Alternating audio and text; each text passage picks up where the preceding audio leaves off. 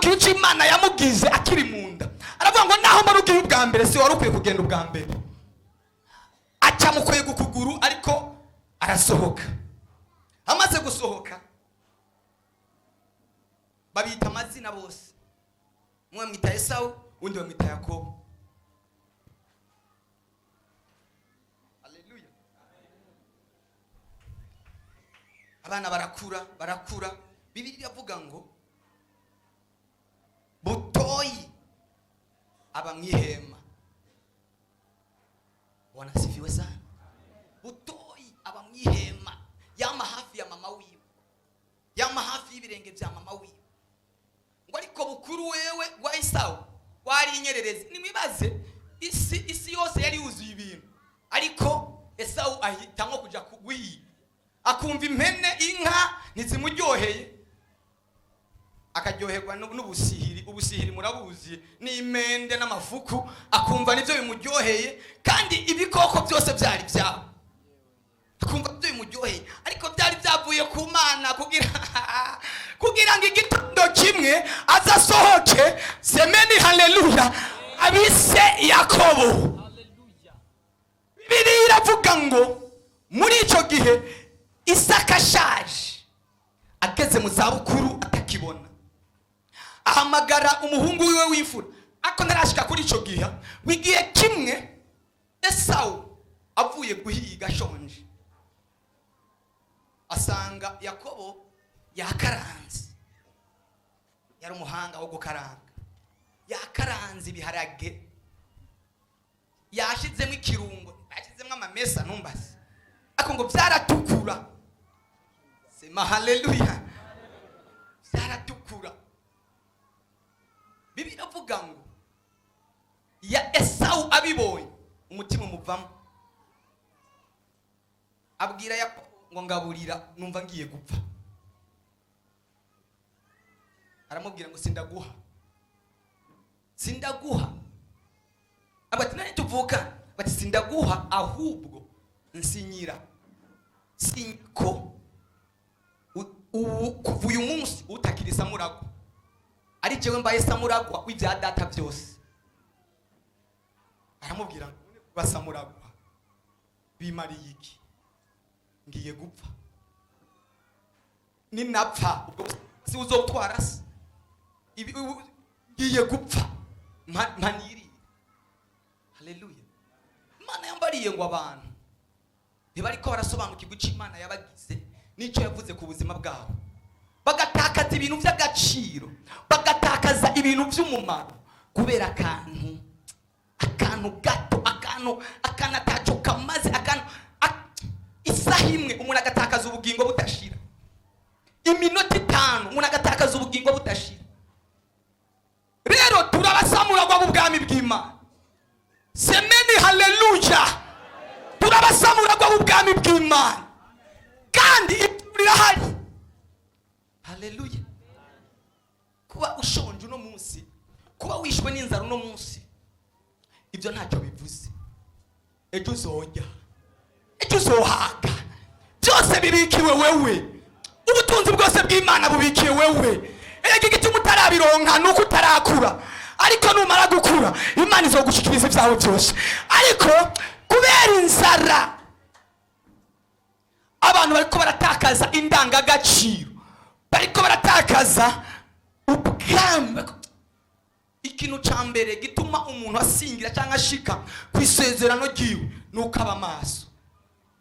Haleluya. Icyo tuzobejo kiradutegereje.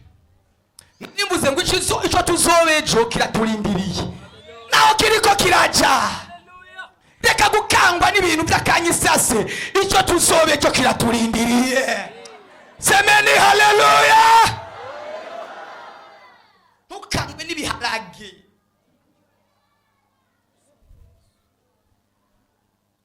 Umuntu agatakaza ubwami, agatakaza ijuru, agatakaza igihugu, agatakaza ubugingo kubera akantu ibicumi, ibihumbi 100, umuriyoni. Ni nababwiye, nigeze kubabwira ngaha musumve. Ndabwira burya shetani amafaranga ntaca mubwiye. Amafaranga ntaca mubwiye.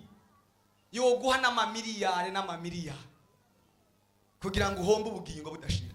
Yoguha n'amamiliyari kugira ngo gusa agutahane. Haleluya. Bajya abantu binjira muri franc-maçon na Illuminati ntibabaha amamiliyari n'amamiliyari kugira ngo baze bahombe ubwami, bahombe ijuru, bakamuha kugira ngo hari umuririmbyi umwe yitwa Beyonce. Haleluya. Baramuhaye amafaranga yose abashoboka, ubu bamugize ameze nk'Imana. Aheruka kugura inzu imiliyoni 100 z'amadolari. Iyo nzu ni inzu basengeramo, bamuhinduye Imana. Aheruka no kwandika igitabo ciwe basoma. Muravyumva?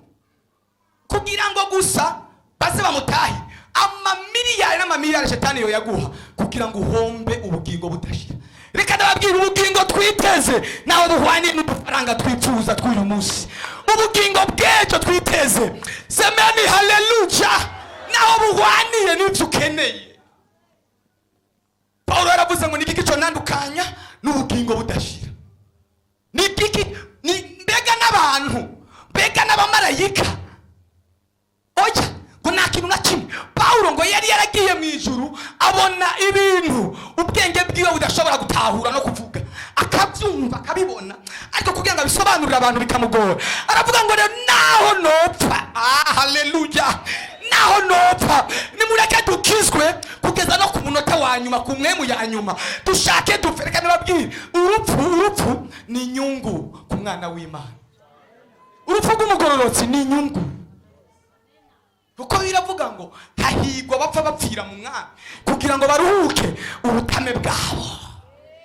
Hari abantu bari ngaha bagiye kuruhuka ngo bazamure amaboko Yesu batele haleluya. Sindaza neza mu ijambo, ariko ndashaka kugira ngo banze ndabereke ibi bintu iyo bipfa. Sema haleluya. Bibiliya iravuga ngo Esau atakaza ubusamuragwa kubera ibiharage by'umuti. Si n'umunsi umwe, iminota. Yibaza ngo ni ibintu yavuze. Reka ari ibintu umuntu yatura akibaza ngo ari karafyina. Haleluya. Ibintu watura n'akanwa kawe uze witonda. Niyo mpamvu bikwi none igihe watura amajambo ku mwana wawe cyangwa kundi witonde. Haleluya. Ibyo Imana yabwiye Abisirayeli ngo ibyo mwivugiye nibyo nzobakorera. Mwavuze ngo nimushaka kuja i Kanani nimuzogerayo. Haleluya. Muze mutinya Imana. Hari abantu bavuga ngo Mose ngo yaratsinze Imana ngo ayihiciyumvira. Reka ndababwiye, Imana yango yaretse kubica uwo munsi, ariko igendera bica kamwe kamwe. Mose ntiyigeze asobanukirwa n'ikintu na kimwe. Yararetse kubica isaha imwe ngo ibamare, ariko ngo igendera kubita ingenda. Reka ndababwira, umunyabyaha naho yozamuka akaja ku busongero bw'inzu azovunagwa giturumbuka atagira gitabara. Kandi icyaha, reka ndababwire, icyaha ni kidutandukanya n'ubusabane n'Imana, kidutandukanya n'ubw'Imana. Icyaha kiratwirukana. Icyaha wagikoze kikagutuma uca mu ishyamba, kikakugeza mu byanwa ntuce mu bantu. Icyaha kidukura mu bantu kikadushira mu gisaka. Icyaha kidukura mu gisagara kikadushira mu gisaka. Wirinde ikintu cyo gukura mu bantu. Haleluya. Icyaha, kumenya icyo Imana yavuze, kumenya icyo Imana yakugize. Haleluya. Ijambo numva rikomeye cyane tugomba kwishimikiza cyane uyu munsi ni ijambo rivuga ngo Imana iduhe inkomezi dukoresha uyu munsi, iduhe n'inkomezi tuzokoresheje. Haleluya. Kuko ejo hatubikiye byinshi. Ejo hatubikiye byinshi. Esau takaza ubusamuragwa, yibaza ngo byaba ngo ntangorane ntacyo bivuze, none ko yabivuze ari babiri, ariko mu isi y'imwemu Imana yari yamaze kumukura ku rutonde. Hari abantu tubona bagenda tukababona bavugira Imana, tukabona bahagarara bavuga, ariko Imana yaramaze kubakura mu murongo, yaramaze kubakura mu gitigiri cyabo yemera, yaramaze kubafuta. ukamubona ahagarara ukamubona agenda ariko itamwemera. Yaramaze birivuga ngo hari abantu bagerewe kurimbuka nka Yuda. Imana kuri muri icyo gitigiri mu izina rya Yesu. Ibyo biva kuki? Kugira ngo umuntu abe muri icyo gitigiri biva kuki? Nigihe umuntu akora ibyaha akabikora ibigiranga nari mu nzu y'Imana. Ugakora ibyaha ugasubira ukabikora. Biravuga ngo ibyo urabikora nanje ngahora. Ukiyumvira yuko nkanye nawe bose. Ariko nzoguhana bishira imbere y'amaso yawe uko bikurikirana.